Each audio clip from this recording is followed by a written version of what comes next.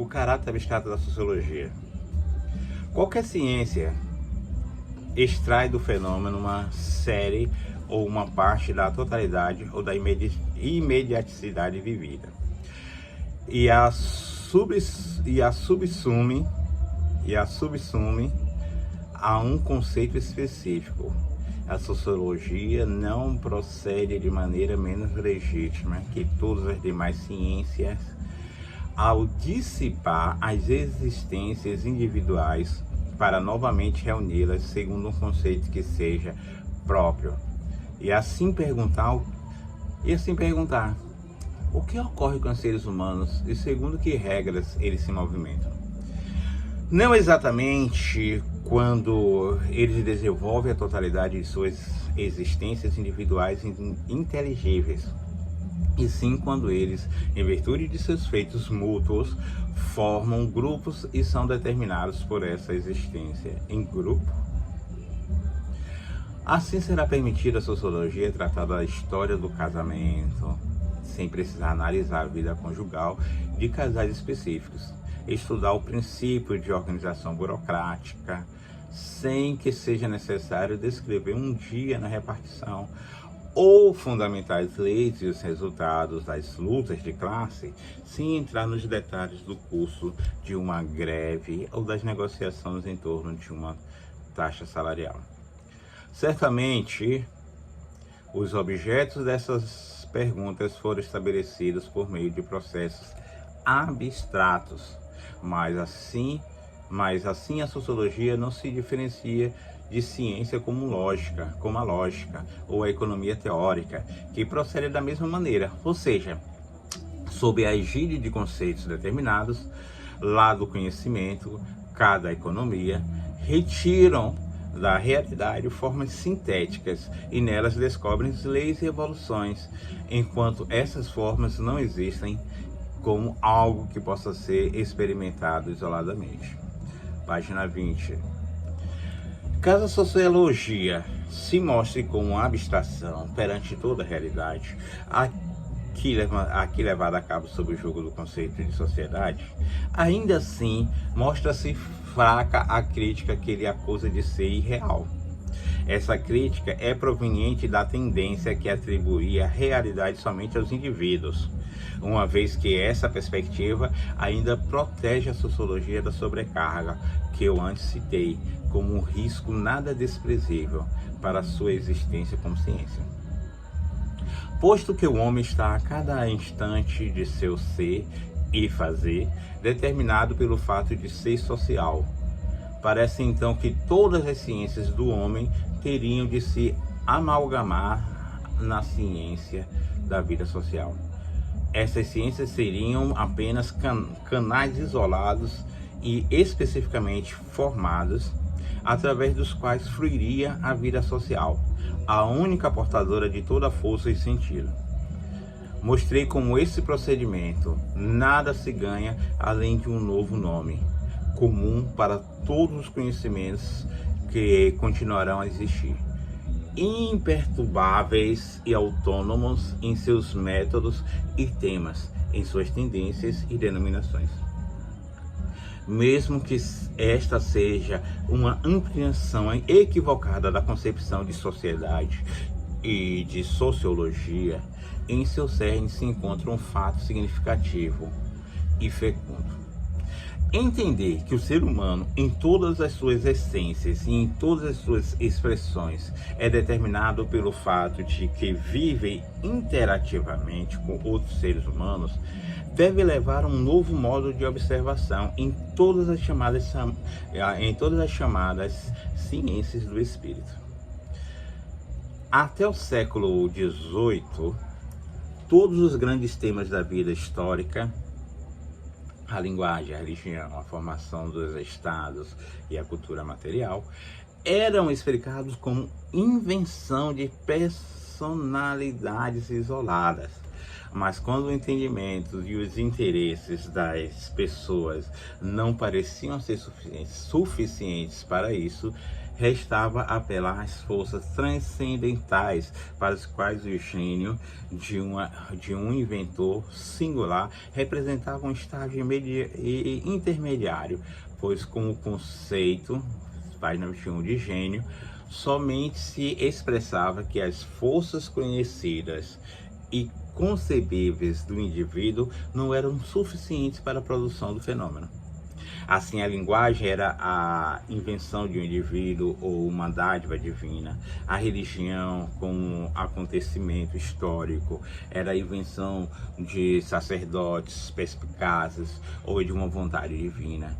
As leis morais eram cunhadas por heróis das massas ou dadas por Deus, ou ainda presenteadas ao homem pela natureza. Uma hipótese não menos mística. O ponto de vista da produção social representa uma liberação dessas duas alternativas insuficientes.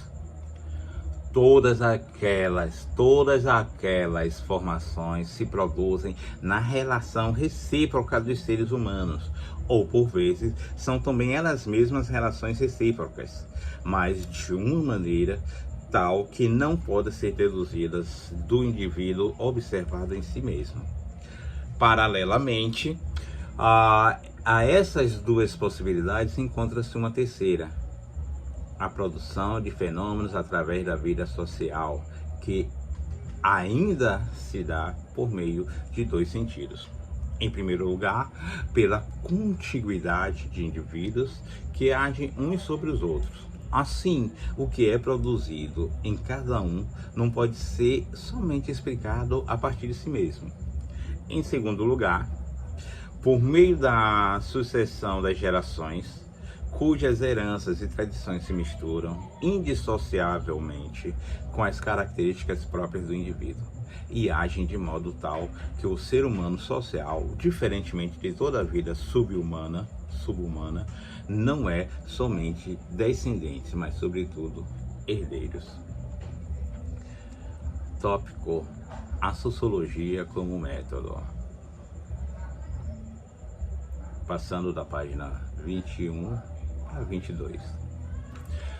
Por meio da conscientização do modo de produção social, que se insere entre o modo puramente individual e o transcendental, surgiu em todas as ciências do espírito um método genético, uma nova ferramenta para a solução de seus problemas, quer estes atinjam o Estado ou a organização da Igreja, a língua ou a Constituição. A sociologia não é somente uma ciência como objeto próprio.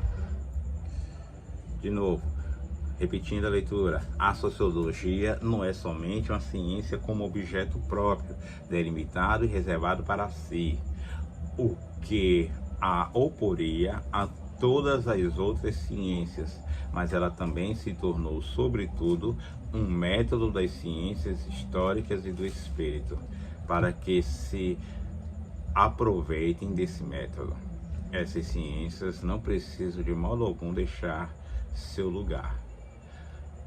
De novo, para que se aproveitem desse método, essas ciências não precisam de modo algum deixar seu lugar, não precisam se tornar parte da sociologia, como exigia aquele conceito fantasticamente exagerado da ciência da sociedade. A sociologia se aclimata a cada campo específico de pesquisa, tanto no da economia como no campo histórico-cultural, tanto no ético como no teológico. Dessa maneira, ela não procede de modo diferente daquele típico do método indutivo em seu tempo, que, como princípio de pesquisa, invadiu todos os grupos de problemas, auxiliando na solução de questões que pareciam insuperáveis. Mas nem por isso a indução se tornou uma ciência específica ou uma ciência abrangente. E o mesmo se dá com a sociologia. À medida que insiste no fato de que o ser humano deve ser entendido como ser social e que a sociedade é a portadora de todo evento histórico, a sociologia não possuirá qualquer objeto que já não tenha sido tratado antes em uma ciência, em uma das ciências existentes. Possuirá um caminho comum a todas elas, um método da ciência que, justamente em razão de sua aplicabilidade à totalidade dos problemas, não é uma ciência com um conteúdo que lhes seja próprio. Vamos ler só uma nota de rodapé que diz o seguinte: esta última frase e algumas outras são retiradas de minha obra Sociologia, Estudos sobre as Formas de Associação, que desenvolve algumas ideias tratadas neste trabalho de maneira mais extensa e concretamente com uma fundamentação mais ampla sobre fatos históricos. Ok? Voltando para a página 23. Justamente porque esse método possui tal universalidade, ele forma um fundamento comum para todos os grupos de problemas que antes pareciam de alguns esclarecimentos que cada um só poderia receber de outro. A generalidade do ser socializado, que permite que as forças dos indivíduos se determinem mutuamente, corresponde à generalidade do modo sociológico de conhecimento, graças ao qual se torna viável resolver e aprofundar um problema em uma região do conhecimento cujo conteúdo seja totalmente heterogêneo. Menciono aqui apenas alguns exemplos que vão do mais particular ao mais geral. Com base em uma investigação sociológica sobre a psicologia do público de teatro, o criminalista pode aprender bastante sobre a natureza do chamado crime de massa. Temos aqui o estímulo de um comportamento coletivo e impulsivo que pode ser claramente averiguado. Além disso, esse comportamento se dá na esfera da arte, que é abstrata e perfeitamente delimitada.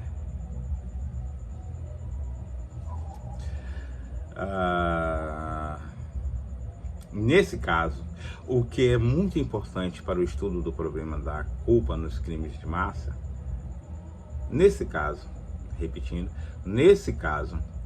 o que é muito importante para o estudo dos problemas da culpa nos crimes de massa, a determinação do indivíduo por uma massa fisicamente próxima dele e a extensão pela qual os juízos de valor subjetivos e objetivos possivelmente se eliminam pelo impacto do contágio podem ser observadas sob condições puramente experimentais, como em nenhum outro lugar. O estudioso da religião ficará inclinado de múltiplas maneiras a explicar a vida religiosa das comunidades e sua disposição para o sacrifício em termos de sua devoção a um ideal que é comum a todos. Ele pode ser tentado a subordinar a conduta da vida presente, inspirado em todos pela esperança no estágio perfeito que esteja situado para além da vida dos indivíduos vivos, ao poder dos conteúdos da fé religiosa. Caso lhes digam que, página 24, um sindicato social-democrata exibe os mesmos traços de comportamento comum e recíproco. Tal analogia poderá ensinar a esse estudioso que o comportamento não está exclusivamente ligado a um conteúdo religioso, porém representa uma forma humana universal que se realiza sob o estímulo não somente de objetos transcendentais, mas também de outras motivações sentimentais. Também entenderá algo que será essencial para ele: o fato de que, mesmo em uma vida religiosa autônoma, estão contidos elementos não especificamente religiosos, mas sociais. Com certeza, esses elementos, tipo específicos de comportamentos e atitudes, se fundem organicamente com a disposição religiosa. Mas quando são socialmente isolados, podemos mostrar, dentro do complexo religioso geral, que elementos podem ser podem ser com legitimidade considerados puramente religiosos e, portanto, independentes de tudo o que é social. Finalmente, um último exemplo que trata do enriquecimento recíproco dos grupos de problemas sugeridos pela partilha comum de objetos no processo de associação dos seres humanos. Ficou ruim, né? Então vou ler de novo. Finalmente, um último exemplo que trata do enriquecimento recíproco dos grupos de problemas sugeridos pela partilha comum de objetos no processo de associação de seres humanos. O historiador da política e da história geral da cultura atualmente sente-se inclinado de várias maneiras a deduzir, por exemplo, o caráter da política interna e das leis de um país a partir de causas suficientes dos processos econômicos correspondentes. Suponha que ele tenha explicado o forte individualismo na constituição política da primeira fase da Renascença italiana, com base na liberação das relações econômicas de suas amarras canônicas e corporativas. A contribuição de um historiador da arte pode ser valiosa para qualificar essa concepção. O historiador da arte constata, já no início da época em questão, a monstruosa disseminação de retratos em forma de bustos e seu caráter individual e naturalista. Página 5. Mostra com isso como a valorização pública desloca a ênfase do que é comum aos homens e que por isso pode ser relegado facilmente a esferas abstratas e idealizadas para o que compete ao indivíduo, ao significado da força pessoal, ao que sobressai do concreto perante a lei geral válida para o todo. Essa descoberta indica que o individualismo econômico observado era já a expressão de uma mudança sociológica fundamental, que encontrou sua configuração no campo da arte, assim como da política, sem que uma fosse a causa imediata da outra. Essas analogias sociológicas nos permitem chegar a uma concepção que supera o materialismo histórico e que é mais profunda que ele. Talvez as mudanças históricas, de acordo com sua camada realmente ativa, sejam transformações sociológicas. Talvez interfiram no modo como os indivíduos se comportam em relação aos outros, como o indivíduo se comporta em relação ao seu grupo, com mais ênfase nos valores, as acumulações, as prerrogativas e fenômenos semelhantes se movem entre os elementos sociais. Talvez sejam essas as coisas que verdadeiramente tornam os acontecimentos fatos de época. Se a economia quiser determinar todas as outras áreas da cultura, então a verdade por trás dessa aparência sedutora só pode consistir no fato de que a economia também é determinada por transposições sociológicas que igualmente determinam outros fenômenos culturais. A forma econômica é somente uma superestrutura sobre as relações e as mudanças da estrutura sociológica pura, que constitui a última instância histórica, o elemento que determina todos os outros conteúdos da vida, mesmo que em certo paralelismo com os conteúdos econômicos. Página 26. Fica por depois.